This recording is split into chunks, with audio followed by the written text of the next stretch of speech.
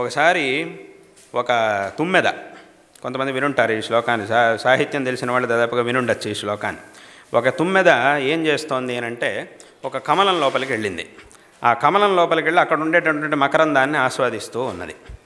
అప్పుడేమైంది, ఇది ఆ కమలంలో ప్రవేశించినటువంటి సమయం అస్తమయానికి దగ్గరగా ఉంది. ఇది లోపల ఉండేటటువంటి మకరందాన్ని అంతా ఆస్వాదిస్తూ ఉన్నది. ఆ ఆస్వాదన చేయడంలో దానికి కాలమే తెలియలేదు, సమయమే తెలియలేదు. అసలు దానికి తెలియకుండా లోపల ఆస్వాదన చేస్తూ ఉన్నది. ఇంతలో ఏమైంది, సూర్యాస్తమయం అయిపోయింది. సూర్యాస్తమయం అయిపోగానే కమలం కాస్త మూసుకుపోయింది. ఇదంతా చక్కగా ఆస్వాదన చేసి ఇంటికి వెళ్దాం అనుకునేటప్పటికీ బయటికి వెళ్ళడానికి మార్గమే దానికి దొరకలేదు. ఎటు చూసినా కూడా అంధకారం, ఎక్కడికి వెళ్ళాలో తెలియలేదు దానికి. ఏమైంది ఏమైంది ఏమైంది అని చాలాసేపు ఆలోచించిన తర్వాత దానికి తెలిసొచ్చింది, బహుశా అస్తమయం అయిపోయింది కాబట్టి నాకు బయటికి వెళ్ళడానికి అవకాశం మూసుకుపోయింది కాబట్టి ఇప్పుడు ఇవాళ రేపొద్దున వరకు ఇంక నేను బయటికి వెళ్ళడానికి కుదరదు. మళ్ళీ ఎలాగో రేపొద్దున సూర్యోదయం అవుతుంది, అప్పుడు మళ్ళీ కమలం వికసిస్తుంది, అప్పుడు నేను హాయిగా మళ్ళీ ఇంటికి వెళ్ళొచ్చు అని ఆలోచిస్తూ లోపల కూర్చొని ప్రతీక్షిస్తూ ఉన్నది. ఇంకాసేపట్లో పొద్దున అవుతుంది, ఇంకాసేపట్లో సూర్యోదయం అవుతుంది, ఇంకాసేపట్లో కమలం వికసిస్తుంది అని లోపల కూర్చొని అది ఆలోచిస్తూ ఉన్నది. వెళ్ళిపోవచ్చు దగ్గరికి వచ్చేసింది, ఇంకాసేపు ఇంకొన్ని గడియల్లో సూర్యోదయం అయిపోతుంది, వెళ్ళిపోవచ్చు అనుకుంటూ ఉన్నది. సరిగ్గా అప్పుడే ఒక ఏనుగు కాస్త అక్కడికి వచ్చింది. ఒక ఏనుగు ఆ సరోవరానికి వచ్చింది. ఆ సరోవరానికి వచ్చి ఏనుగుకి నీళ్లు చూస్తే చాలా మహానందం కాబట్టి ఆ నీళ్ళని చూసింది, నీళ్లలోకి దిగింది, ఆ నీళ్లను అల్లకల్లోలం చేసింది.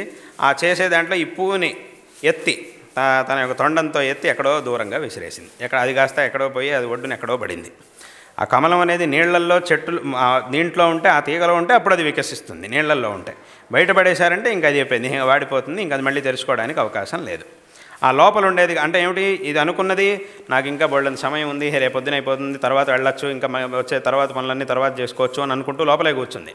కానీ ఆ పరిస్థితి కాస్త ఇలా మారింది. ఇలా మారి చివరికి అది బయటికి రావడానికి అవకాశమే లేకుండా పోయింది.